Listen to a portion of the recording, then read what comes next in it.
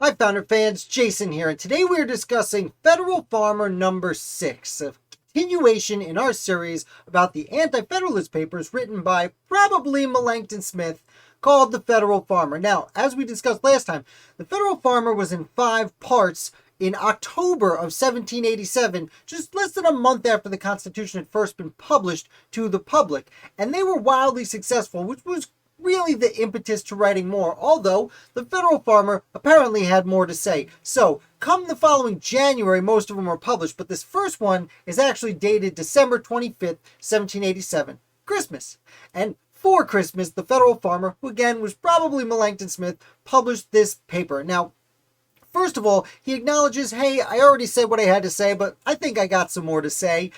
He also talks about how 3 states by this point had already ratified the Constitution, so ratification seemed inevitable, which back in October, he published in number 5 that, yeah, there were some good things in the Constitution, and it'll probably happen, but we need these amendments. Now, this paper rambles a little bit and jumps around a bit, so it's hard to focus, but the most important part is when he talks about pretend Federalists. Now, in this moment, he is talking about the factions or parties that have arisen during the ratification debates. He calls many of the proponents of the Constitution pretend Federalists because they don't want a federal government with federated states. What they really want is a national government. That's why they're rushing to get this passed so quickly. The aristocratical element, as the Federal Farmer puts it sometime. Furthermore, he actually calls many of the opponents of the Constitution pretend Federalists because they don't really want a federated government. They want all the powers in the hands of the states, or some of the extreme ones want no government at all because apparently there were people who thought that at the time. Probably that's not true, but the Federal Farmer says it nonetheless. And that is really the most important part of this particular paper, though he does say a bunch of things. He goes over the list of previously recorded arguments against ratification, or at least, if not against ratification, major critiques of the Constitution itself. Furthermore, he goes on to discuss rights in general. He says it's not just enough to let people have their natural rights, but we need to add constitutional rights. For centuries, the English tradition since the Magna Carta had listed constitutional rights.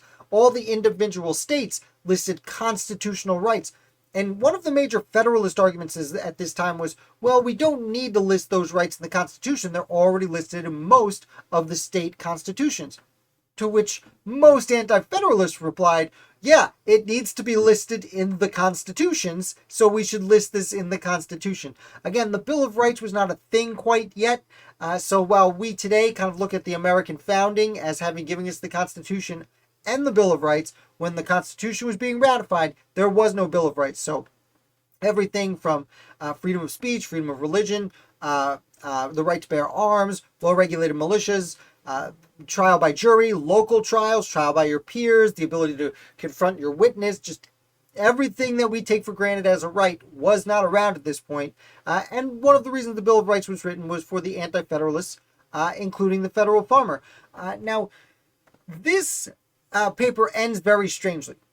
It's really interesting, though. The Federal Farmer goes through a list of differences between all of the 13 different governments. Now, he doesn't, the state governments, he doesn't go one at a time. He goes kind of topic by topic and more points out the states that stand out a little bit. The governor for most states are elected for a year, except New York and Delaware elect them for 3 years, and somewhere else elected for 4 years. I think it was Virginia, and things like that. No, not Virginia. Somewhere else elected for 4 years. I don't have it in front of me, but it's really fascinating, and I am going to put a link in the description below. Even if you can't get through all the old-timey language, go read the last 3 or 4 paragraphs, because it's really interesting, a description of the state that the states were in during the ratification debates leading up to the United States Constitution.